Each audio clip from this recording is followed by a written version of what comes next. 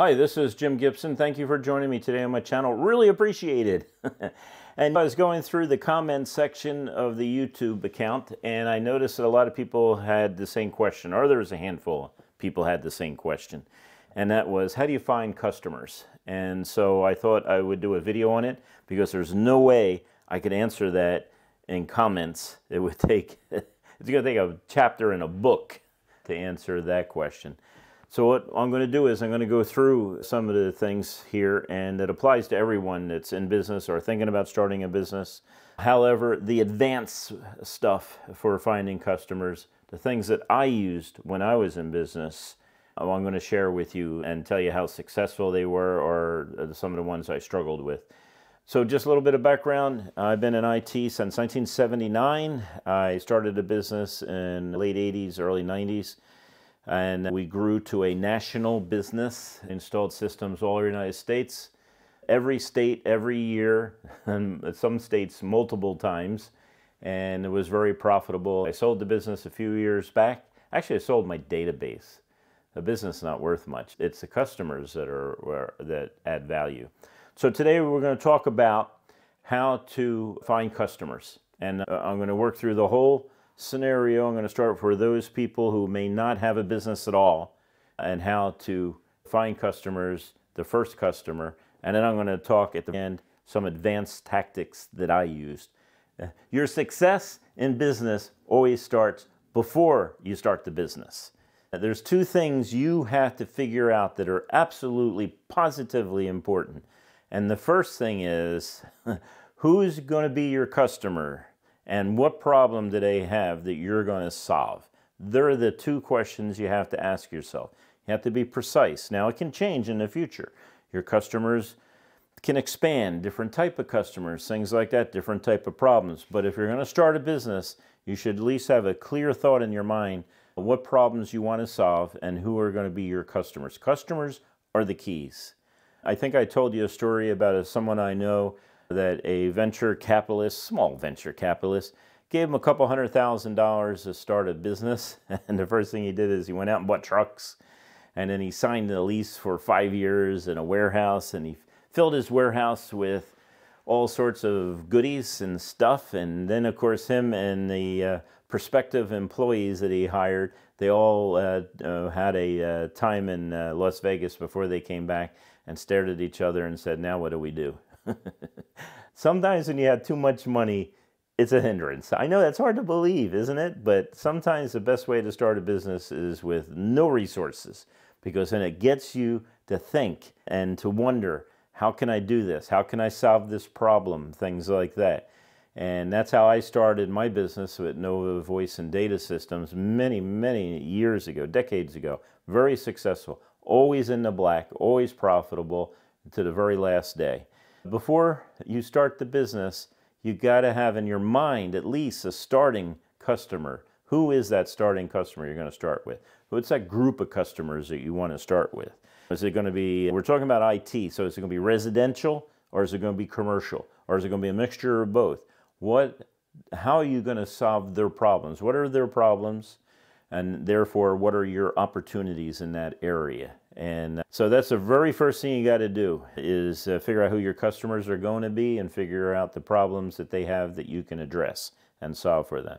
But after that, the next thing you need to do is you need to come up with a name for your business.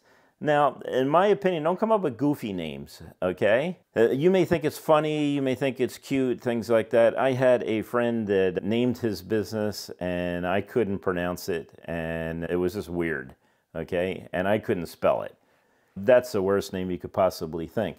Now, for years, when I first got out of the Marine Corps, I worked for a fantastic company called CNR Systems. And that was based on the people's names. And I would advise you not to do something that starts with your name or the area. There's, companies that say West Coast this or things like that. That's not a good name, because if you're ever going to expand, it's going to be strange to have a name that only deals with the area that you live in or deals with your name. That's my opinion, but come up with a name. Hopefully it's short. I'm looking at the camera right now that I'm talking at, and it says Sony. It's only 4 letters, man. It's really easy. And everybody knows the name, everybody knows what they do, everybody knows the brand, and that's what you're looking for. Now, you also have Google, which is a made-up name, Google, but it's a great name. You also have Amazon. That's great. So if your name can describe your service or product, that's even better yet. My channel, cablesupply.com, describes what I do, and that's a really great name. It's easy to spell, it's easy to remember, it's a great name. So that's the first thing. Now, just because you come up with a name doesn't mean you can use it, okay? You don't want to play games here, by the way. You don't want a name that's similar to somebody else's name that's popular and successful. You want your own name, okay? Because you're going to build a brand. So you have to start out with that name. It's going to be important that you have that name, and that's you, okay? And that's going to be your company. So when I started my company, Nova Voice and Data System, which, by the way, owns cablesupply.com. That's the parent company for Cable Supply. But when I started Nova Voice and Data Systems many years ago, my thoughts is that I am going to go national. Even before I had my first customer, my design was to go national. So that's why I started with the name Nova Voice and Data Systems. That really didn't limit me. Now, would I have done it differently? Well, yeah, I think today I just would have said Nova Data Systems, and that would have been it. But back then, voice was a big deal. But one of the mistakes I made, and one of the things that you need to check on, is that I did not check whether the internet, whether it was a name Nova was reserved on the internet. There was not, so I had a really crazy internet name. I called it enova.us for my website, and that was not good. So, but back then the internet was just getting started when I first started it, and I didn't think that a name that you could use on the internet easily was that big of a deal. But it is. It's that big of a deal, especially now. So, you know, you want to come up with a name. Now, it doesn't mean that other people aren't going to have similar names, and that's possible. It's called competition, you know, so you're going to have to distinguish yourself, and your name hopefully will help you. So pick a good name, okay? The next, you know, maybe you can come up with a logo, and you can get your YouTube account like I have. I have a couple YouTube channels. Maybe you can come up with a YouTube channel that very few other people are using the same name or similar name. You got to distinguish yourself from other people. But YouTube, also register it, you know, with a ISP like GoDaddy, somebody like that, that can give you that name, and it should be a .com. If you don't have a .com, go find another name, okay? Because that's not going to work for you. You got to have the .com name. So once you got your logo and once you got your .com name for your website, build a website. Even if it's a simple, like 3 pages long, build a website. And put all your contact information on that website. Now, some of this is really simple stuff, okay? We're going to get to how to get a customer, but you got to do these things before you even talk to a potential customer. So get your website, get contact information like that, and then get business cards made up with your company name, your company logo, and any certifications that you have, and also a phone number that they could reach you. Now, you can use Google phone numbers, things like that. They're usually pretty good. Or you can just go, you know, regular phone number. I think Google's better, by the way, on their phone numbers.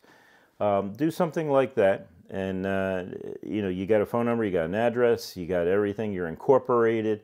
You got a YouTube account, you got a Facebook account, you have, you know, social media accounts and things like that. I have a social media person. He's an expert on it. He's going to probably edit this video. Not probably, he will edit this video. After I'm done with it, I'll send it to him. He will take it over at that point and edit the video. So you need all those things. Now, you know, what product are you going to offer, or what service are you going to offer? You're going to need to know that, and it's going to have to be detailed. You need to be the expert in that product or that service. So if you're thinking of, let's say, if you're in IT and you're thinking of doing cabling, well then you should be an expert in that area. Now, one of the things that I did when I was first starting out, because I knew customers had a problem putting their head around the cost of cabling a building. So I came up with a standard cost, and you're going to laugh at this price, okay? But it was profitable back then. It's pocket change today. It was $35 a jack and plus patch panel. So I would charge them for whatever size patch panel they wanted, but it was $35 a jack. So if they needed 10 jacks in their suite, that cost $350 plus a patch panel. It's easy for the customer who knows nothing about technology to grasp that information and to be comfortable with it. You're going to need some documents also. You're going to need sales agreements, things like that, work orders, and invoices. And I actually have been working on a book on how to start a business, and I'm going to have examples in that book of why you have to do it a certain way, things like that. You got to do all these preliminaries, because you don't want to offer your service to someone and then have them say, oh, well, what does it cost? And you don't know. So you got to figure it out. But $35 back then was fantastic, because jacks were costing about $1.80, something like that. Very inexpensive, under $1. And the cable was probably 5 to 10 cents a foot. So I just averaged what the average length would be on the cable and the average and my cost of the jack, and I figured it would take me about an hour per location, so I knew what my labor was. Yeah, it was dirt poor. I mean, dirt cheap. Not dirt poor. I was dirt poor back then, but it was dirt cheap. And my goal wasn't that I wanted to make a profit today. My goal was I wanted to get customers, reoccurring customers, and so I could build a base, and then I would start raising my price slowly. So there are the things you need to do first.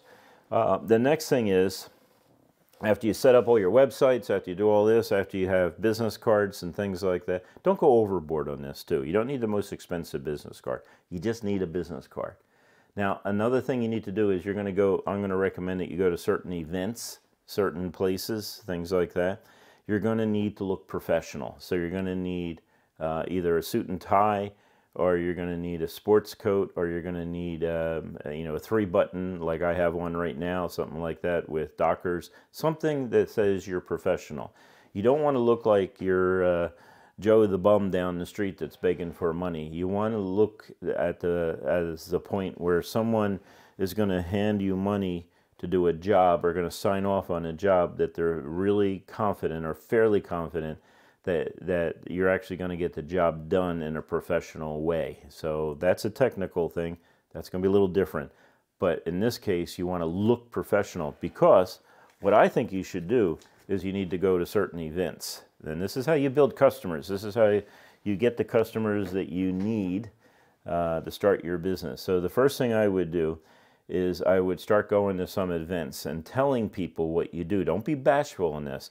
You know, it's kind of interesting. I've been involved in politics for decades now, and when I was newly involved in politics, one of the challenges my wife would give me was, when I go to a political event and there might be 300 or 400 people, she would challenge me to see how many business cards I could pick up by the end of the day.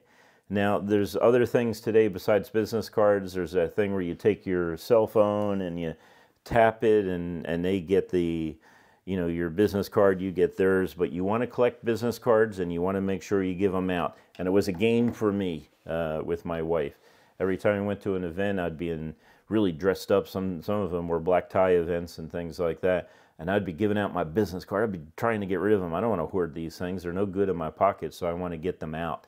And at the same time, she was challenging me to get so many business cards within an hour. So I would just work the room, and I learned how to work rooms. And that was pretty good training because of being in politics and all.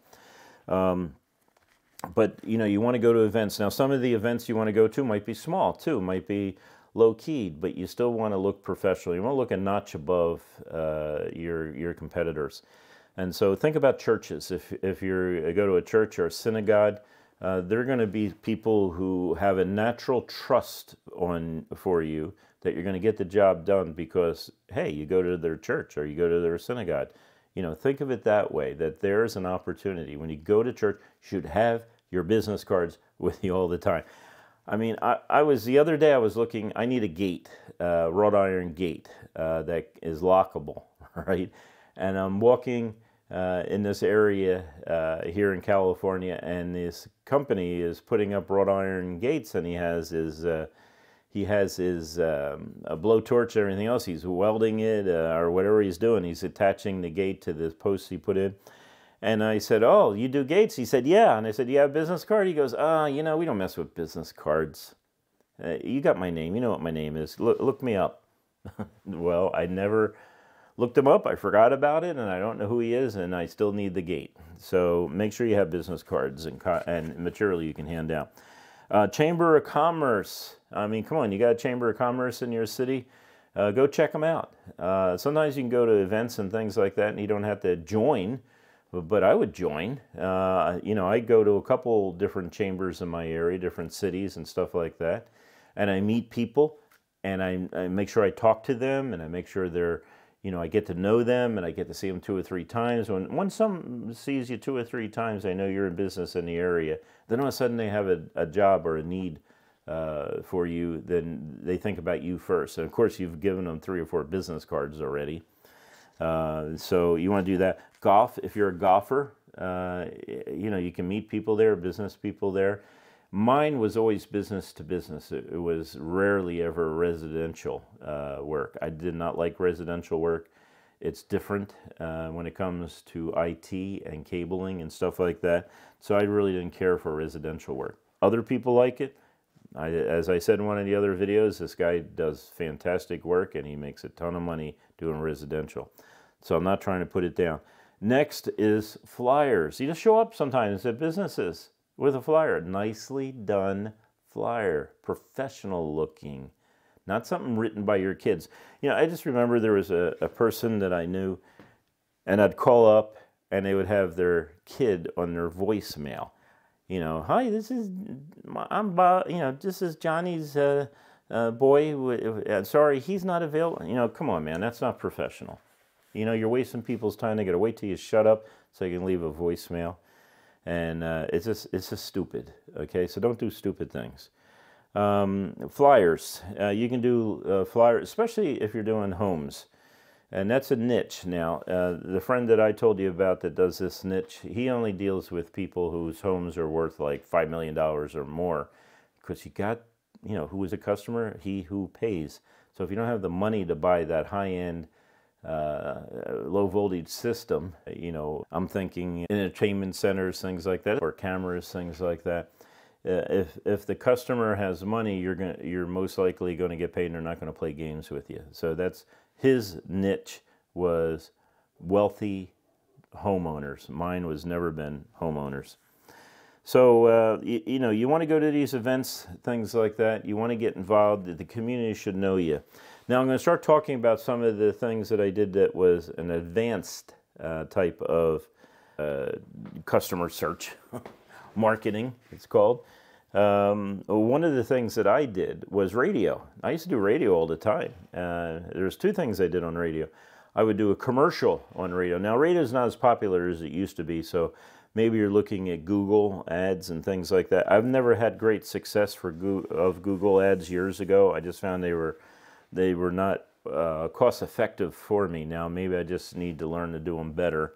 But 10 years ago, 15 years ago, radio was more popular than it is today. And so I would do a lot of radio commercials, and I would also be interviewed by the business section of the broadcast company. So you'd have talk shows sometimes, and they would have, "Oh, this business owner is going to come in." So you need to get to know these people. It's kind of easy. You just call them up. You say, "Hey, I'm interested in doing a show or you know, working with you on this subject matter, and I could really help you." You know, I always found out people are looking for content. Some of these hosts are always looking for content. Some of these people on the radio or on YouTube or things like that, they're desperate for content. So if you call them up and say, "Hey, would you mind interviewing me on your channel?" A lot of people will say, "Yeah, let's do it, man." Because if it's a compliment, if it helps them and it helps you, then it's worthwhile for you to do that. Sponsor events. So this is a little bit later. This is, like I said, it's advanced marketing for a new business. But sponsor events. But make sure, I mean, they got to know that you sponsored the event. So your name, let's say if you're going to do a half marathon or something, your name needs to be on that t-shirt in the back. And that people keep those t-shirts forever. So your name and what you do and your contact information needs to be there. So like with Cable Supply, it's all your IT needs at wholesale prices. So you got a little tagline like that. And, cablesupply.com, all your IT needs at wholesale prices. People remember that. And since it's a .com, that's my contact information. That's how you get a hold of me. But you can also put your phone number there. And these t-shirts you get sometimes that you get printed and things like that. Very inexpensive. I've printed thousands of t-shirts, and you can give away. You can give them away to friends, to relatives, to little kids sometimes. Just give them away. And if you sponsor an event, you'll see your shirt being worn during the sponsorship. Just think it through, because it could be a waste of time to what you're sponsoring, and do you really want to be associated with that company? So think it through. And but at the same time, these are great events. You can sponsor a lot of events, all different types, golfing, things like that, races, whatever. Think of it through. The next thing is banners.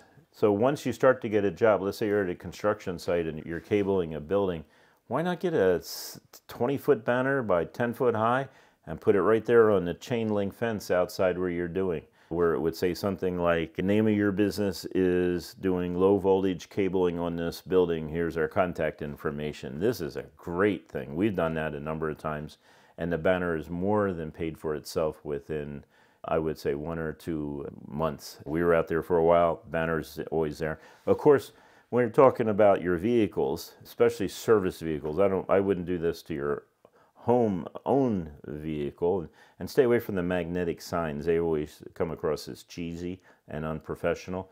But if you do a wrap on your technicians' trucks, things like that, do that. Another thing is I'd get stickers, and when I put up equipment for someone, I would put that sticker right there on the equipment that we installed that system, our name, our logo, stuff like that.